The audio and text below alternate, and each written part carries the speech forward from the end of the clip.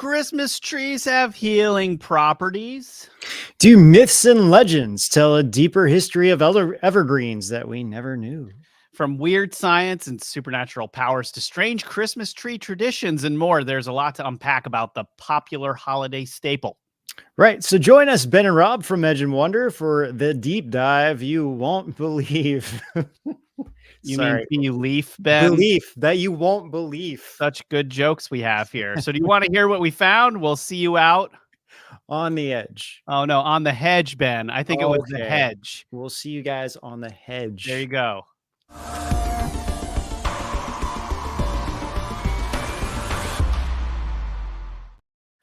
Not the hedgehog, though.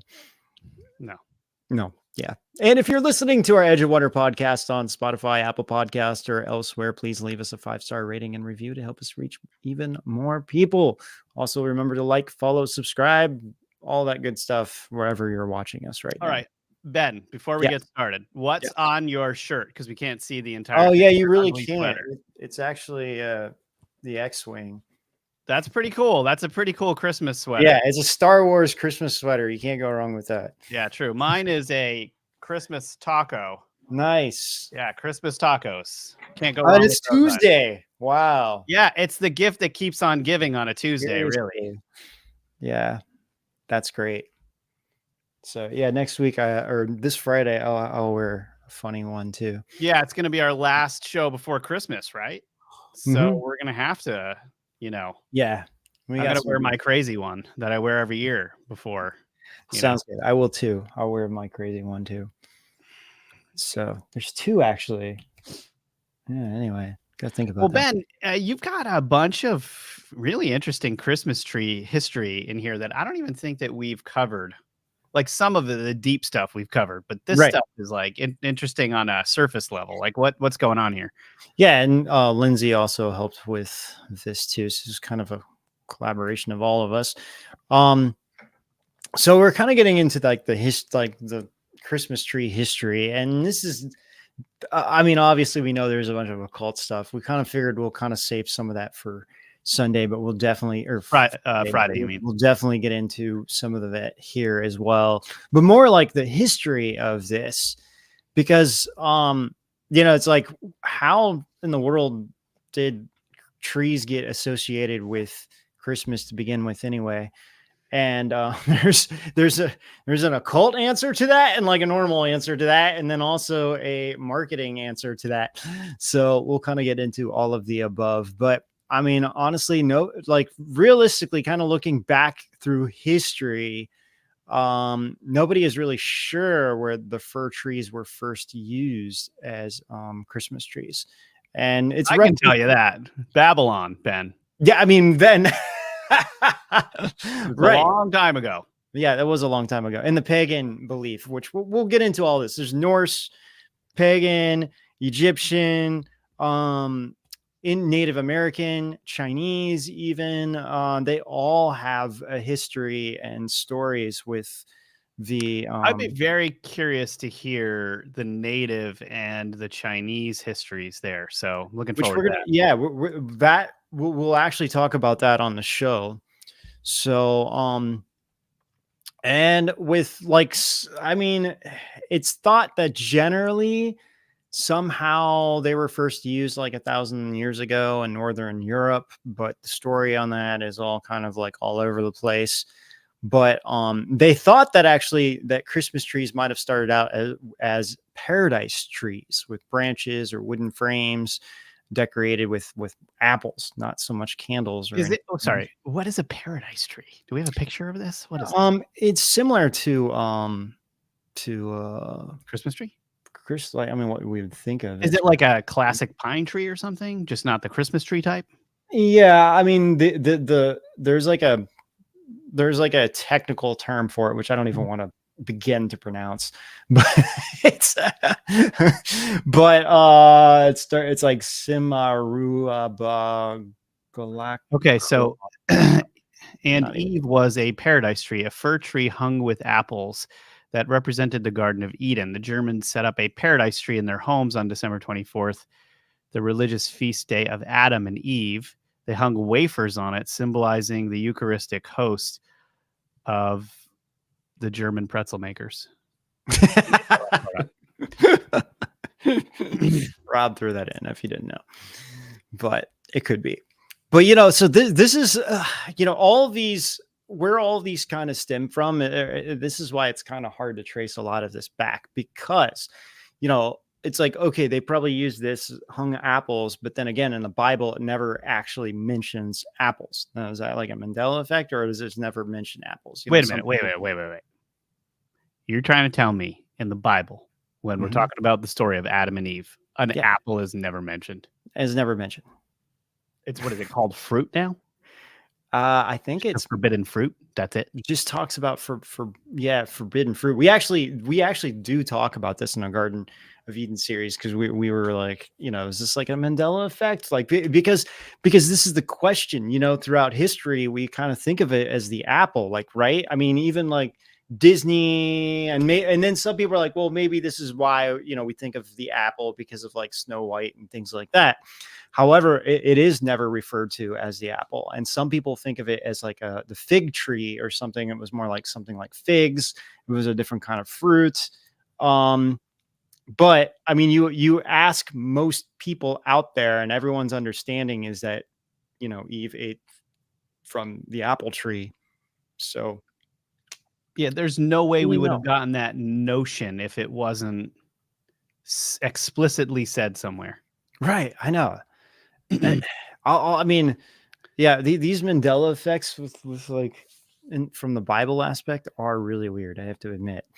Especially I think the wolf and the lamb one really is. Oh, geez, yeah, don't even get us started. Yeah, that's getting sidetracked. We'll keep but anyway, but I mean, supposedly this is why they would put, I guess, I don't know, I would think this is why they were putting apples, well, for those of you guys watching on video right now, Lindsay just took it down, but we have a whole Garden of Eden series on rise.tv that's pretty killer, so you should check that out. And you can get access to the Garden of Eden series if you subscribe to rise.tv, and we have a really cool deal going on right now. It's only $7 a month to join rise.tv, and it's only during the holidays we have this deal.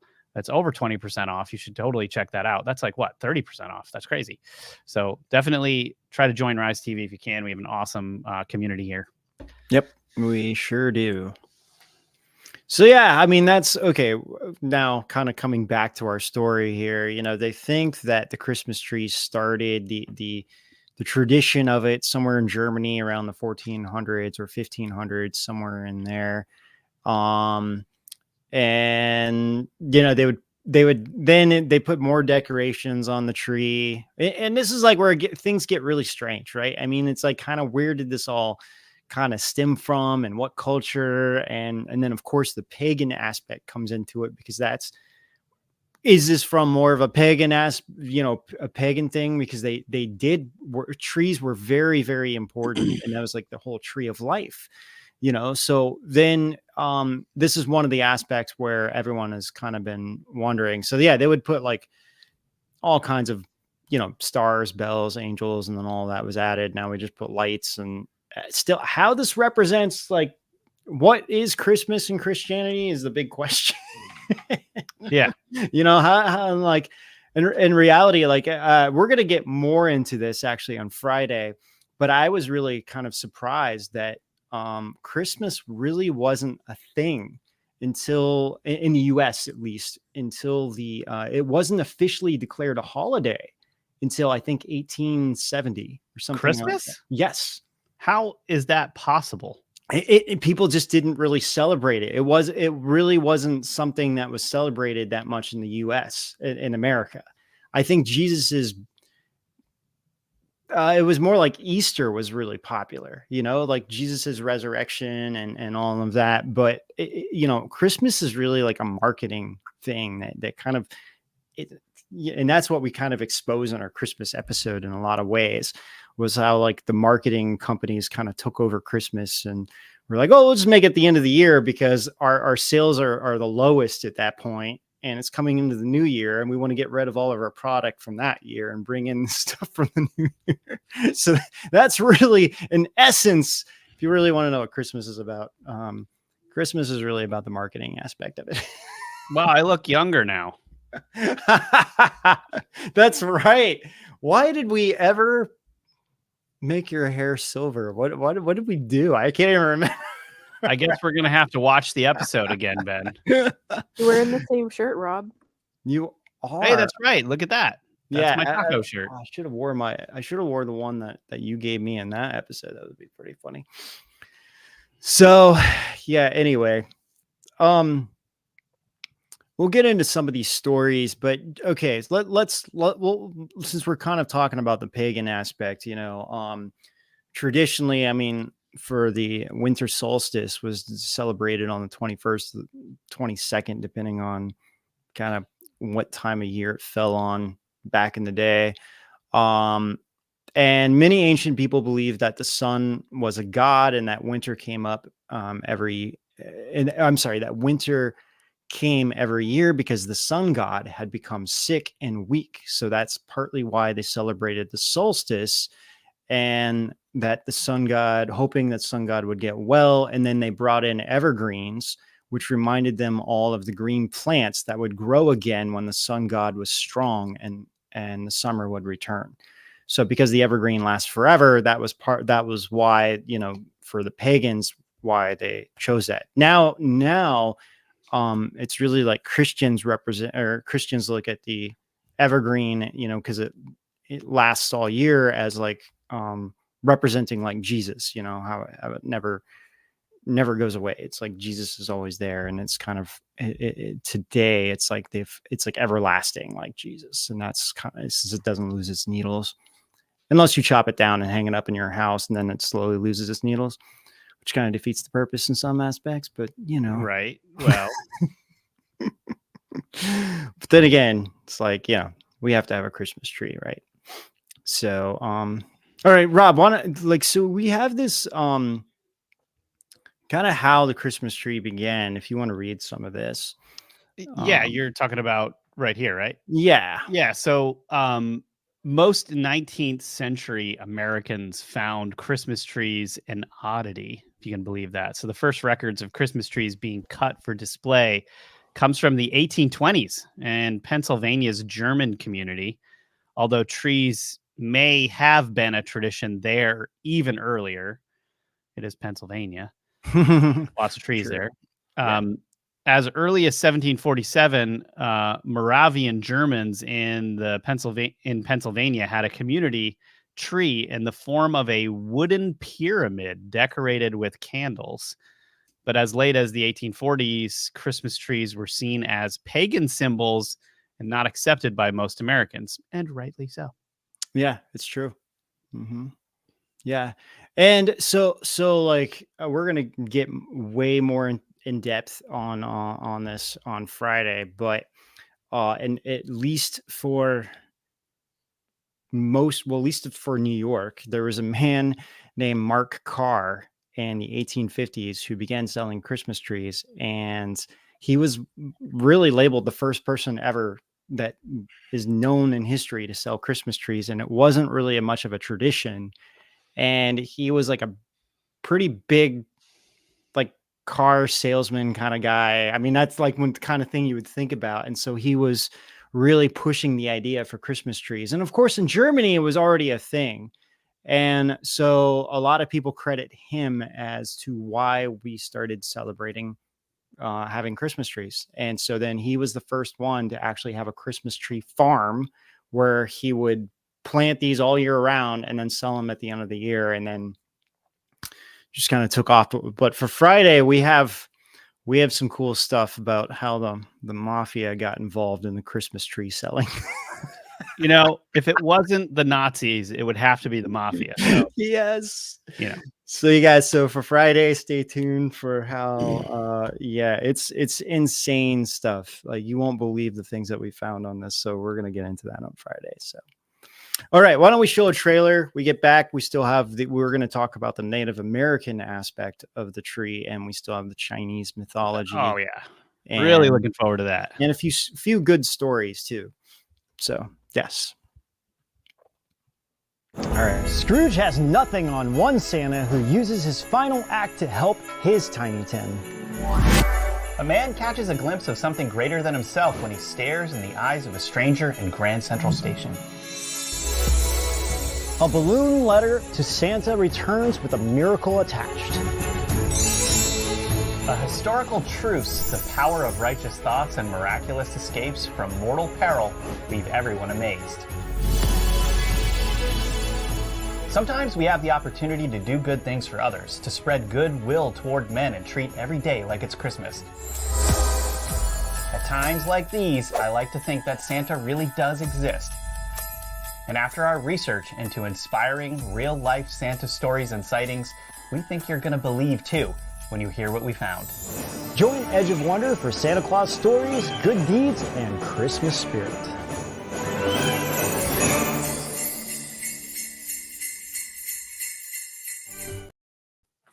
All right, so I'm getting some feedback here. It's pronounced Marivan, not however you said it, Rob. The Marivan Germans. Did I pronounce that wrong? Oh, the Germans. Lindsay, how do you pronounce that? Sorry, I guess. Lindsay knows everything. I think we said Moravan. It's Marivan. I have to look it up. Yeah. Well, to be fair, neither one of us have German background. Well, can't you guys just love us for our sweaters? I mean, I am sorry to offend any Germans out there. Well, I'm really, Germans are the least of our worries, really,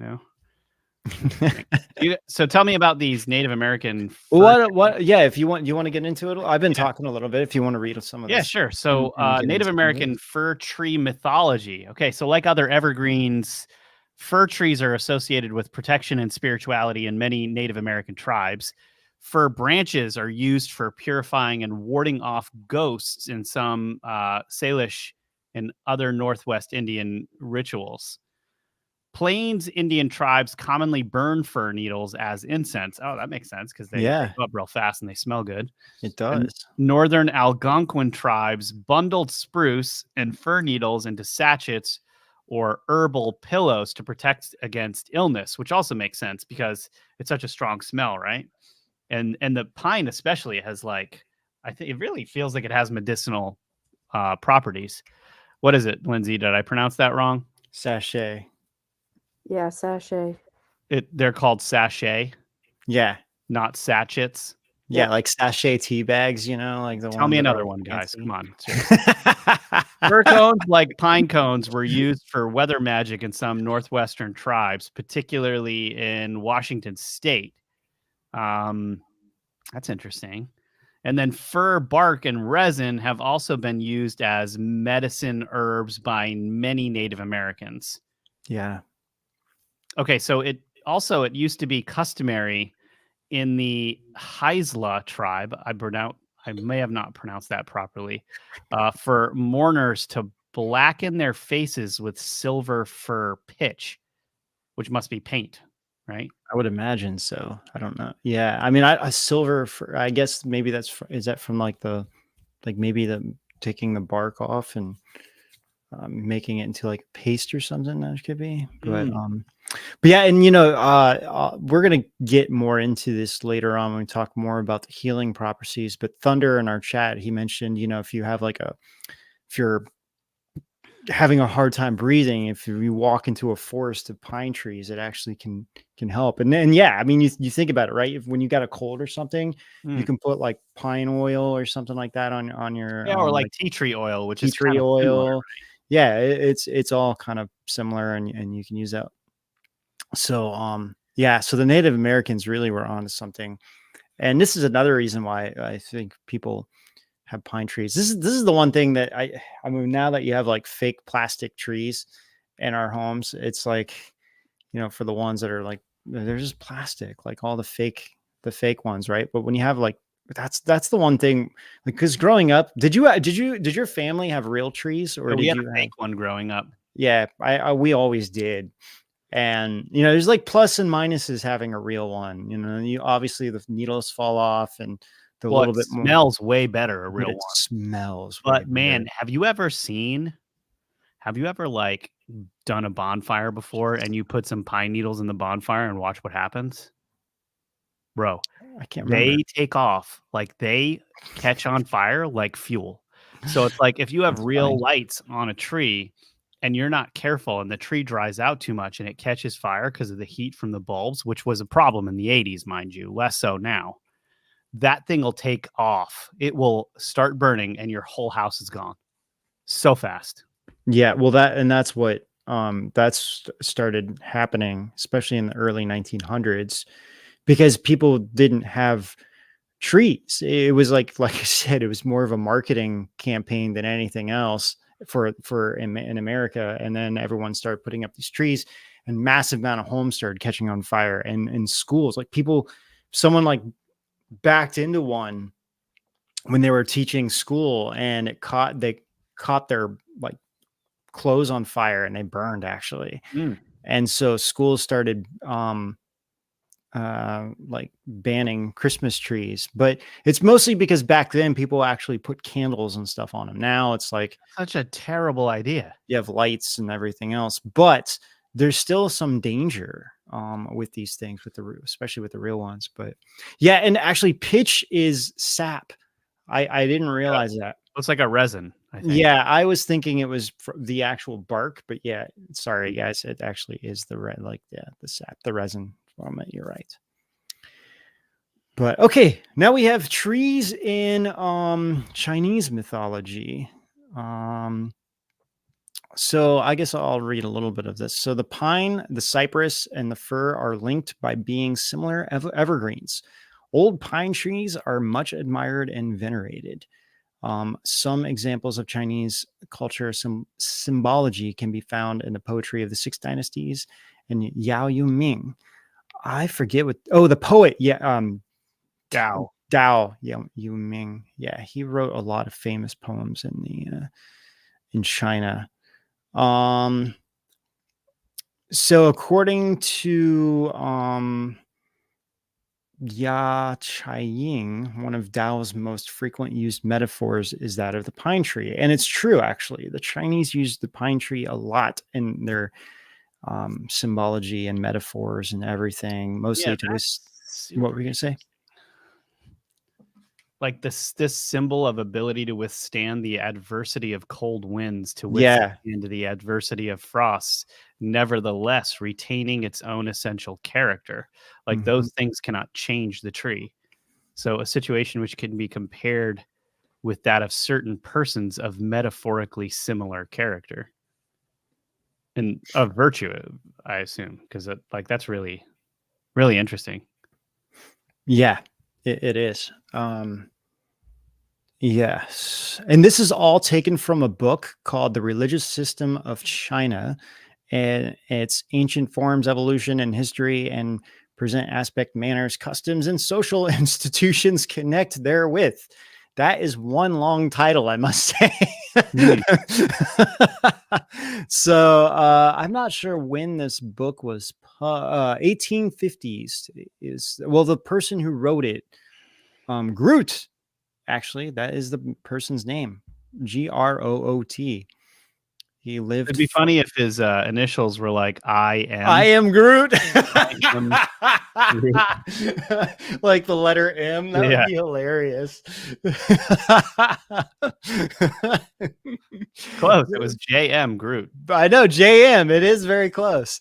He lived from 1854 to 1921. And so he wrote this. And yeah, so like literally the Chinese culture is filled with symbolism, with references to pine trees and how long they last. And also like Buddhism, same thing with the plum blossom, because the plum blossom, what I want to say, blooms in the winter. And that is a major reference all throughout Chinese culture and every religion, even from Buddhism, Taoism, and where's the other one? I'm just forgetting. But anyway, yeah. So because of that, it's like it can withstand like super cold winters and still blossoms, and so it's like able to withstand harsh conditions or being able to with endure hardship and Yeah, it still still blooms in frost. blooms. Yeah. Whereas like, yeah, with the fir tree, it's just like being able to just always be who you are, no matter what is going on, no matter if it's like 100 degrees outside or negative 100 degrees outside. So and this book goes on to say the three friends in winter is a motif frequently seen in Chinese art. Motif. Motif. I'm sorry, man. We are doing horribly today with the words. So this is also published in the in this book. But the three this one's friends. actually not from the book, Ben. Oh, it's not. Okay. This is from the Three Friends of Winter. The motif consists of pines, bamboos, and plum trees, or else plum trees and a stone. The symbolism is that of longevity, Constancy. Yeah, thank you. And flowering during winter, which is what we were talking about with the plum blossom. Yeah, plum blossom, which is the plum trees. Yeah, the cherry blossom too. Yeah, you're right. The cherry blossom. It's around the same time. In the spring, but yeah, early spring. Yeah. And it says here together they symbolize steadfastness, perseverance, and resiliency. Resiliency. Yeah. Being resilient. Yeah. And yeah, and like I said, Confucianism. That's the other thing I was thinking of. So Confucianism, Taoism, and Buddhism, all of these trees are very there's so much symbolism in all of the religions to this. So, all right. Well, we have next is a story that is about mice, believe it or not, in a tree. Do you want to start us off, Rob? Sure. Okay. So it was the middle of the night, but the forest was brightly lit as if it were day. A lightning strike had triggered a massive wildfire. There had been other lightning strikes and other fires, but everyone from the smallest creatures to the biggest trees knew this one was different. Nothing was slowing it down. Not only did it continue to grow, but it grew at a faster and faster rate. All the animals began to flee, birds flew away, deer and many other animals ran, barely able to beat the heat, but the mice with their tiny legs fell farther and farther behind. The mice ran as fast as they could, but the fire was nipping at their tails. The heat grew unbearable. They frantically looked for shelter. They came to a tall, big leaf maple tree, one of the tallest in the forest. "Can you help us?" they asked the maple tree. "I'm afraid not," it replied. "I'm worried for my own safety. I can't stop rustling my giant leaves with this wind. My leaves are only fanning the flames more." Next, they came to a western red cedar. "Can you provide us shelter?" I'm afraid not," the cedar responded. "My bark offers no protection from these flames. It's already starting to singe." Finally, they reached the Douglas fir, who urged them to climb it to safety. "Hurry," the Douglas fir said. "My bark resists fire. Climb me to get above the flames." But it had been very dry. It had been a very dry year, which provided the fire extra fuel. Many of its flames were as tall as the trees. "Fear not," the Douglas fir told the mice. "Climb inside my cones. They will protect you." The flames were only a fraction of a second behind, however. The mice dove headfirst into the nearest comb, making it only about halfway in before the fir tree had to snap the cones shut to provide them safety.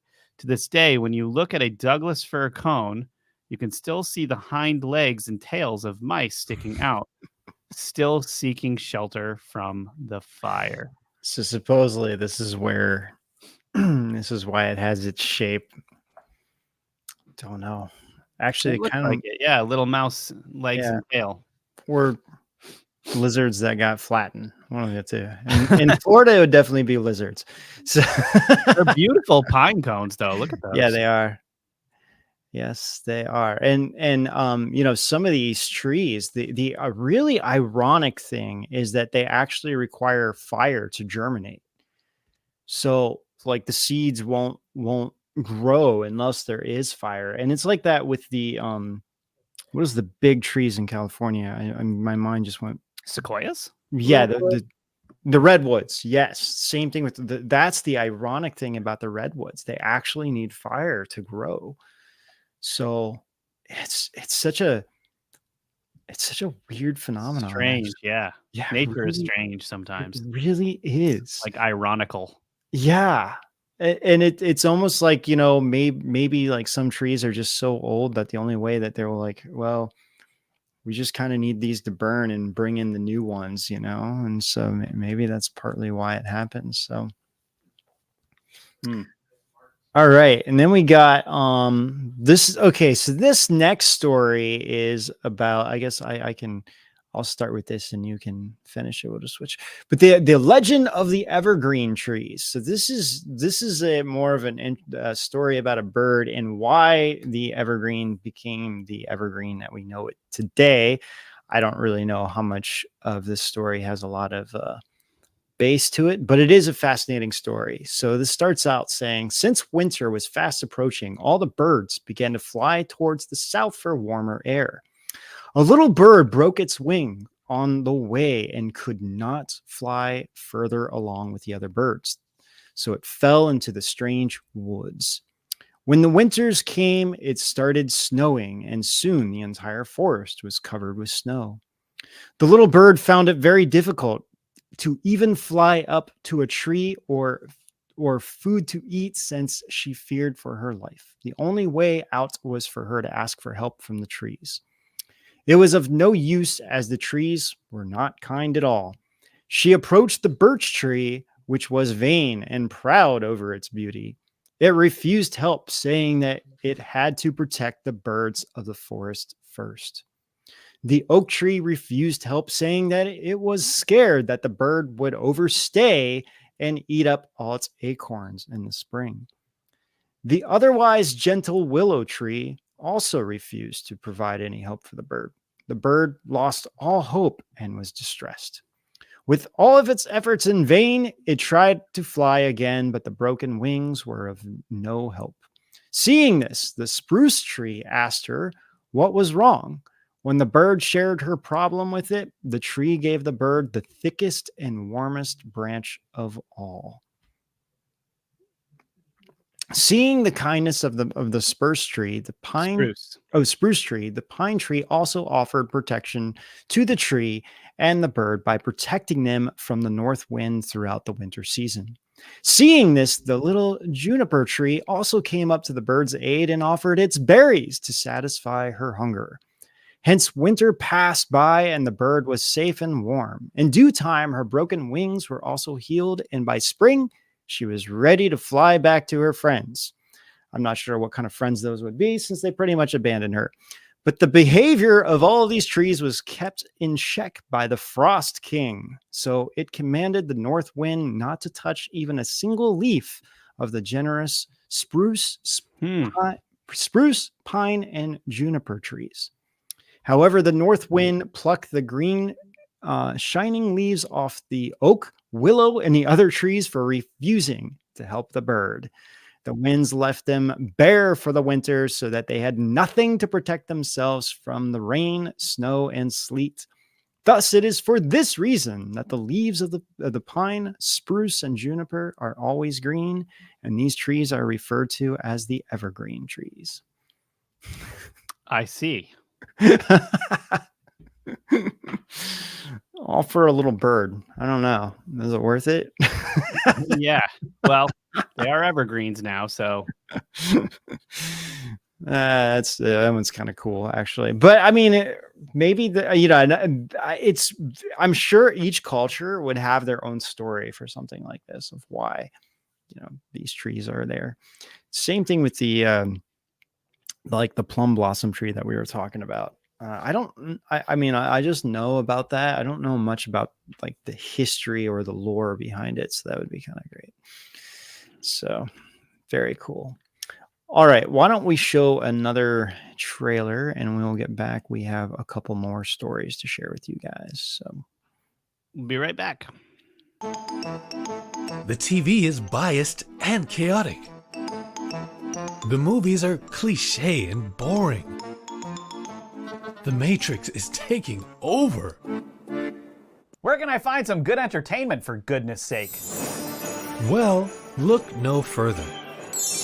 Get our streaming platform, rise.tv, for 25% off.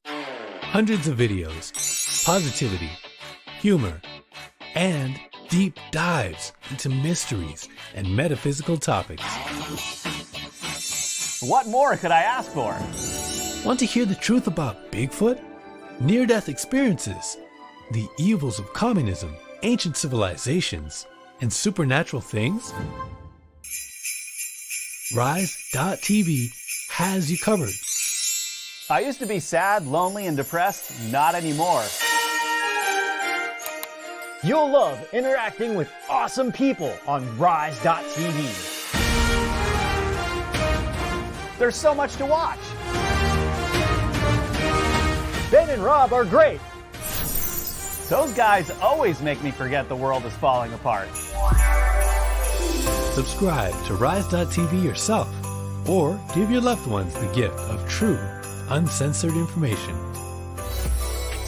For the holidays, the yearly subscription is more than 25% off.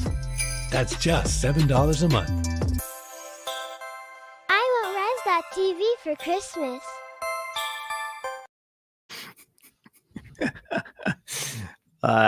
And to put a little asterisk there, those are real quotes from fans. That was not us just saying that.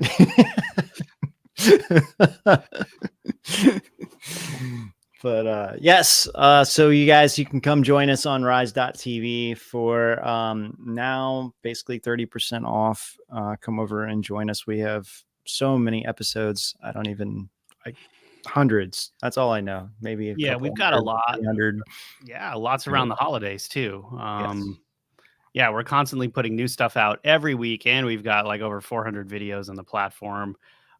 You'll just never get tired of watching stuff that we've produced over the years. So please think about supporting our work. We'd really appreciate it. And it'll give you loads of entertainment. You'll be the smartest guy in the room. That's what I like to say. That is This true. is our new series here, The Miracles and Mysteries, kind of all about like different, just miracles and mysteries revolved around Christmas time, and some stuff that we tracked down that are pretty interesting throughout history that I think a lot of people have forgotten. Oh yeah, definitely. A lot of people. So Lindsay, how do you pronounce this again? Serotinous? Serotinous. Serotinous, right? So Yeah, serotinous. now these are serotinous cones. So some think fire is destructive. Others see it as something that can forge metal and smelt gold. But some trees see it as a way to spread their seeds and make new generations, kind of like what we were talking about before the break. Mm-hmm. Some conifers, aka trees with cones, actually depend on a brief blast of heat to release their seeds. This dependency on heat during seed production is called serotiny, and it may take decades to occur. Natural fire has to happen to complete the seed cycle, which is really just very interesting. So these natural periodic fires occur globally and on an average between 50 to 150 years. So every 50 to 150 years, you'll get one of these fires. Mature cone scales are naturally sealed shut with resin. Most seeds stay in the canopy until the cones are heated to 122 to 140 degrees Fahrenheit. That's 50 to 60 degrees Celsius. The heat melts the resin adhesive. The cone scales open to expose the seeds, and they then drop or drift after several days to a burned but cool planting bed.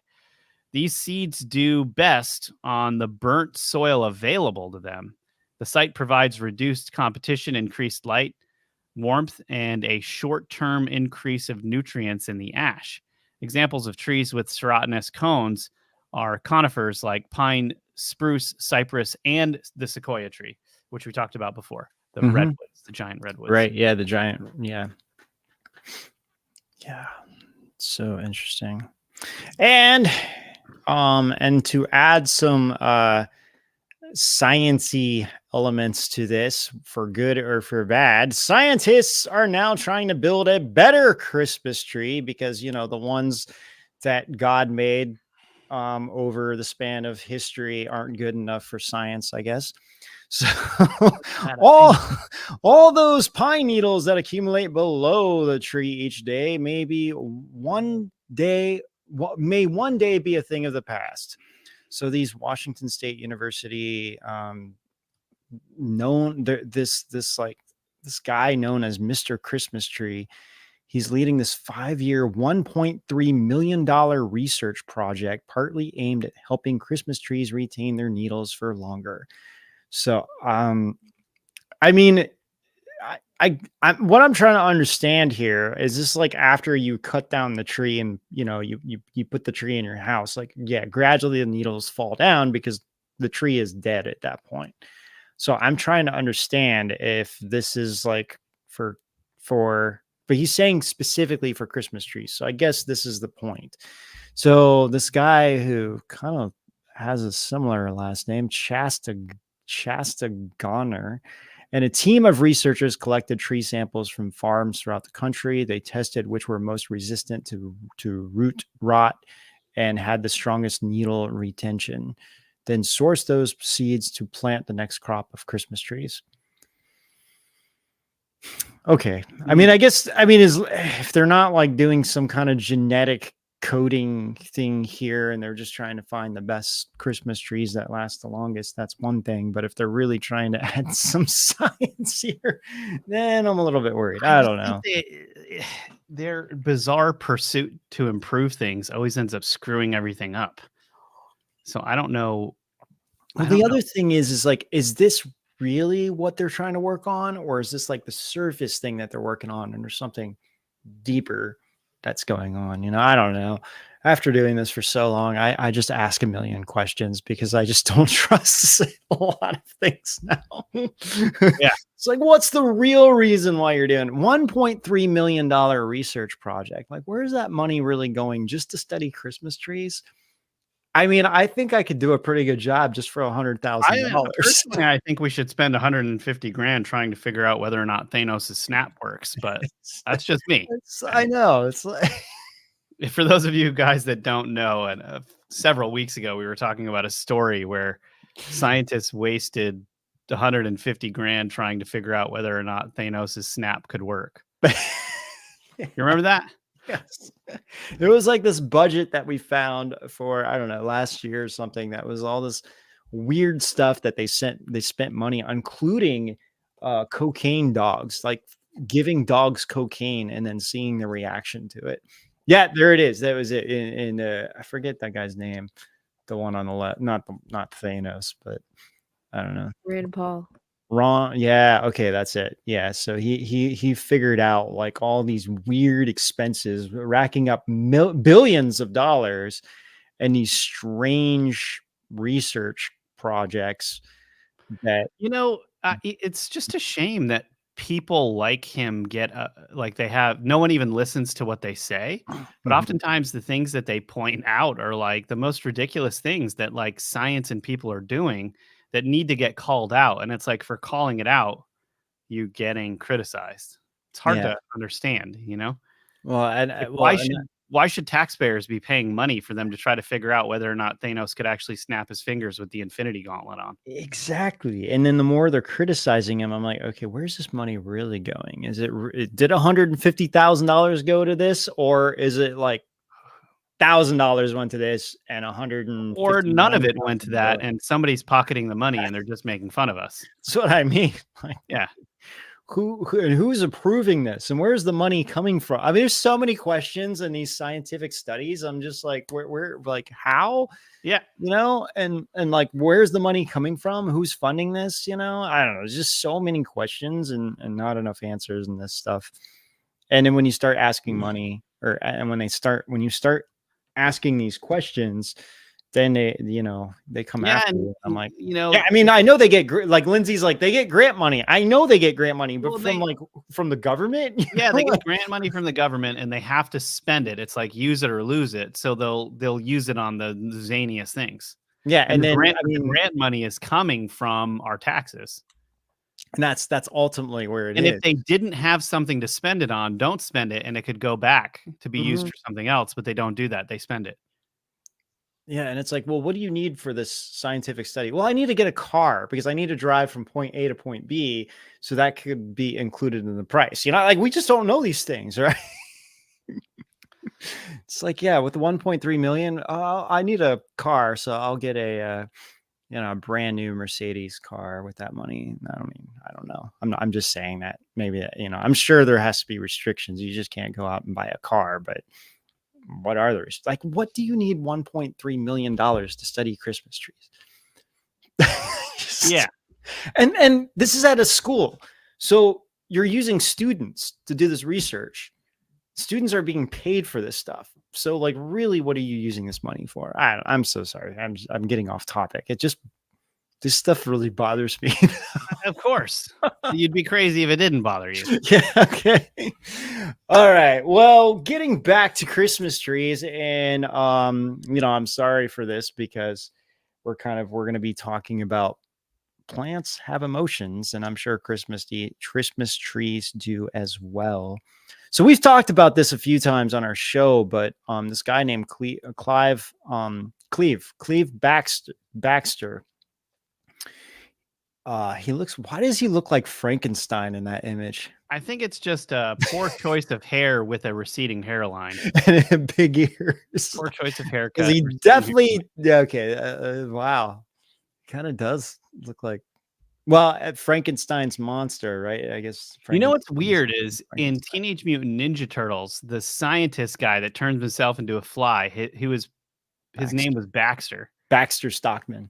Yeah. Yeah, I was always wondering if this is how they got the name for it. Yeah. So this guy, he was a interrogation specialist for the CIA. So he pretty much is the brainchild behind lie detectors.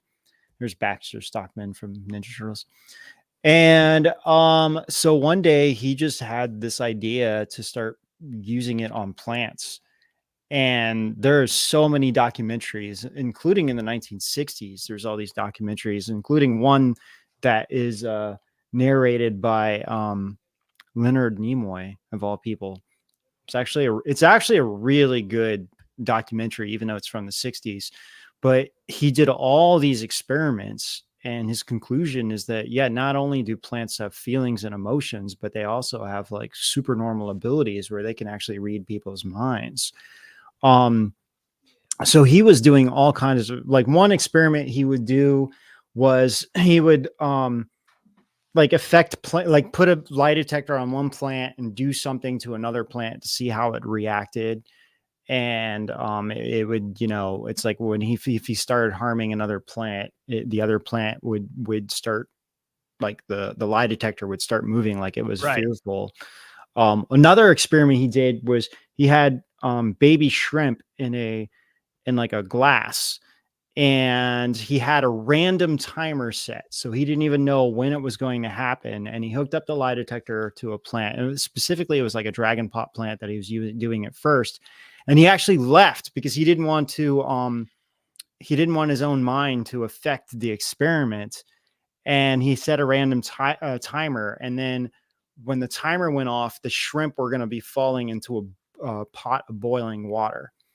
And right when the timer went off, in fact, right before the shrimp fell, the plant already had a reaction on the lie detector. Like it was, it was like scared, but also like it was like sympathy, like it was feeling like they were all going to die, and it was like worried for the shrimp. So one experiment he did, he just thought about burning a leaf with fire, and even before he did it, even before he even lit the match or anything, the plant already reacted. So it was like, oh my gosh, this thing is like reading my thoughts. Exactly. So, which is crazy if you think about it. And, I've talked to a lot of, like, you ever get into, or I should put it this way, and no offense to anyone out there if you are, but like, Ben, have you ever gotten attacked by a vegan Yes. where they like basically like Just they, the other day, actually. yeah, the quality of your character like relies entirely on whether or not you eat meat. And if you eat meat, to them you're just trash, and they don't understand this, that vegetables actually have feelings. And they're like, well, there's no evidence of a nervous system, so give me evidence. And it's like, this is evidence. Like, all of these things are life. And it's like, at what point do you stop living yourself because you're just upset at the entire experience in the human world? Do you know what I mean? Like, you Right. can't stop everything. And also it devalues, in a way, in human life. They think, and there's some strange strain of um there's some strange strain of atheism in there, where they actually think that humans are just the same as everyone else. So it's like they try to find excuses for why they can eat meat, but the thing is like, humans actually, my understanding is like, they need it to be healthy, right? I mean, it is You true. I don't mean, have to have it. Like, there's vegetarians out there for sure, right? But right. I mean, there's some people that just, sorry, my camera got all weird. Yeah, I mean, there's definitely some people out there that are born a vegetarian. Like, they just can't eat meat, like no matter what they do, it's just like they yeah, and just that's don't want all to. good. And Right? also, Yeah. what I said isn't all vegans. It's like, Right. the ones that, I mean, a couple of them I've gotten attacked by, where it's like, I don't understand why I'm in an argument right now. You know what I mean? Yeah. Yeah. And it's But- not, it's, yeah. But it's true. Like I mean, when we eat meat, our bodies absorb a lot more of the content of meat than we do of vegetables per se. But yeah. And anyway, outside of that conversation, which is kind of like, all of that is not the point here. The point here is that these experiments show that vegetables and plants specifically have just as much of a life form as animals, which make it's just insane if you start thinking about it, It is. I mean, it really is. And I think it's because science is so like, oh, it can't be this way, and it has to be this way, And just last week we had that article about that guy who went into that fire pit that was nearly 2,000 degrees Fahrenheit, and they found a certain kind of bacteria that was thriving in that. And not only that, they found these snails that live in volcanoes now. So it's like a lot of things that we think about life, it's like we're getting these like strict notions, but it's because these like scientists that are like setting this way, and then we're not being taught anything else other than that, because it's like, well, that's impossible. But it's like, well, and then as soon as something comes out that kind of breaks that narrative, it's just cast out by the scientific community, because then it's like everything. It's like, then it just shows that, well, now we have to rewrite everything, and we don't want to do that. And we're already controlling what you think. And I think it's just a massive system of control. So it's really weird. But I mean, I think a lot more people are realizing about these, especially kind of in the, really, I mean, kind of in the hippie movement, and it really, it's like, oh, hug a tree, tree hugger or whatever. But then again, in some aspects, it's because like a lot of these people, I think, started feeling certain energies from plants and trees and everything else. So, even though we make fun of that, it's like I think there's still something kind of to that. So. All right, why don't we move on to now we're kind of getting into the Christmas tree traditional medicine from the past. And I guess we have to state a disclaimer when we're talking about this stuff, because we're not trying to give you any kind of medical advice. We're just sharing. We're not trying to tell you to eat meat or not. Just kidding. Or I was vegetarian for several years, so I understand. I was for 1 year, and honestly, I just felt really tired all the time. But then I actually went to a nutritionist, and she was telling me, for somebody like me, I actually need to eat meat. There's something. It's like your blood type. Different blood types need different things. It's like And I think that's why some people, when they eat meat, they just don't feel well. And then other people, it's like they don't feel well if Sure. they don't eat meat. So And it's largely a choice, just whatever it is. wherever Yeah. you're at.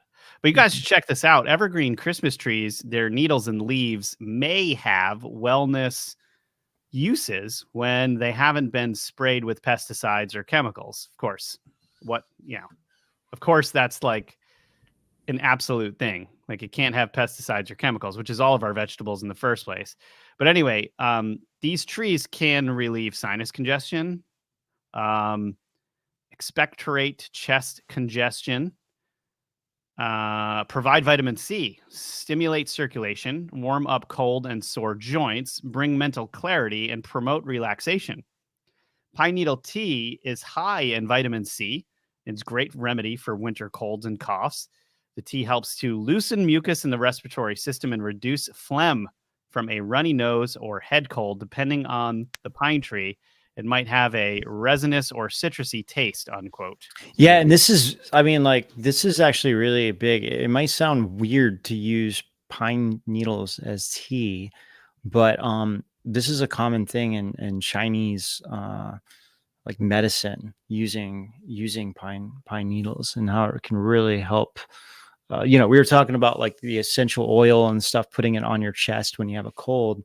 It's the same thing. And say like, or like everyone, we now have those aromatherapy, what I want to say, like the humidifiers or whatever they are. The humidifiers, yeah. Yeah, I mean, and that's something that a lot of people use for the winter, is the pine oil, and it really does help. That's so cool. Okay, you want to keep going, Rob? Yeah, so to try to keep away colds with an oxymel made from evergreen needles, vinegar, and honey, this is a great drink that is so easy to make and full of health-enhancing antioxidants that it can help you well during the winter.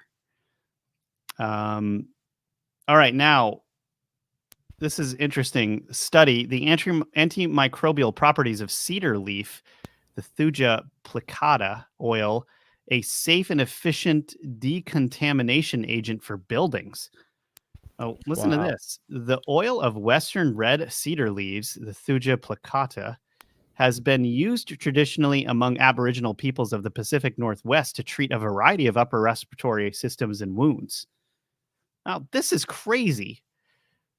Okay, this is a article from Nature Conservancy, and it's called Scurvy Cure.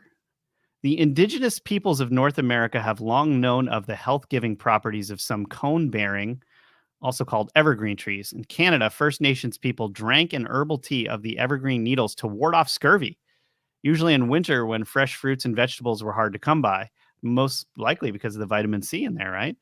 This simple remedy was not known by early British and French explorers, who often succumbed to this disease. Explorer Jacques Carter was so impressed at the ability of the tea to cure scurvy that he called the tree species an arbre de vie, or tree of life. I probably killed that French. And Captain James Cook brought casks of spruce beer on board his ships in the late 1700s, along with various other foods such as citrus fruits, and did not lose a single man to scurvy. So vitamin C is the enemy of scurvy. That's really fascinating. I mean, it's amazing too, because there's probably so many properties in a lot of these things that last all year round in nature that could probably be used for, like, cement. Maybe this is like some of the elements that, we were talking about, the cement in the Roman Empire. They found out. Right. Some of these natural elements. Yeah, like maybe, who knows? Maybe some of this stuff actually will help with things like that. So. Well, check this out, Ben. Allegedly, Taoist priests drank pine needle tea as they believed it made them live longer. There is research evidence that pine needle tea can help to slow the aging process. Wow. Why isn't anyone talking about this? Yeah. Get me some pine needle tea. Maybe I'd lose some of this gray hair. I've had a little bit of pine needle tea, I think only once, but now I actually want to try it again. So it really does help. All right, you guys. Well, we're coming into our 9:30 mark. We can 8:30. 8:30. Sorry, your 1 hour mark. I meant to really say, depending on where you are. I think the other stuff we can kind of save for Friday because this kind of goes along with some of the stuff that we're talking about on Friday. Oh yeah, we've got a little bit more and a Yeah. weirder conversation to be had on Friday. And definitely a weirder conversation on Friday. So yeah, you guys. So we're gonna come over to our rise.tv. So we're gonna leave Rumble, Facebook, Gungeon World, and everywhere else we're streaming. And so join us for just $9.99 a month. And right now we actually have a discount, 30% off. So if you come over and join the platform, it's just $7 a month. And of course, we're gonna head over to rise.tv for our live Q&A that we will get to for everyone who asks questions in the chat. And of course, your support lets us do these deep dives and bring you the truth that the censors don't want you to hear, which is why we created rise.tv. So we're going to show this trailer and then head over there. So we'll see you guys over there. And also we're going to have our meditation/prayer at the end of this that we do every Tuesday. So come over and join us for that. Yeah. So, And listen, you guys, if you're watching at home, don't miss this deal because it's only one time a year. It's only going to be until the 31st of December. So if you're kind of on the edge or whatever, definitely think about subscribing to rise.tv now. Don't miss the deal. We've just got, another week and some change before the deal expires. So we hope to see you guys over here on our platform. We love you guys. Thank you so much for hanging out with us, and we'll see you over there on rise.tv. all right. See you guys. Real life Grinches had this strange interest long before Dr. Seuss's Christmas Story. A Santa Claus bank robbery is labeled the most spectacular crime in Southwest history, except for several key mistakes. Santa gets stuck in a compromising position in an unusual place, wearing less than he should have been for February. A thief is caught red-handed and a shocking chase interrupts a Christmas parade. Why are hardened criminals in true crime glorified? Isn't it more fun to make fun of them? Edge of Wonder collected the best stories of Christmas failures, fugitives, and thieves. Think any of them learned something from their embarrassing mistakes? Find out as Edge of Wonder presents True Crime Christmas, Dumb Criminals, and Sinister Santas.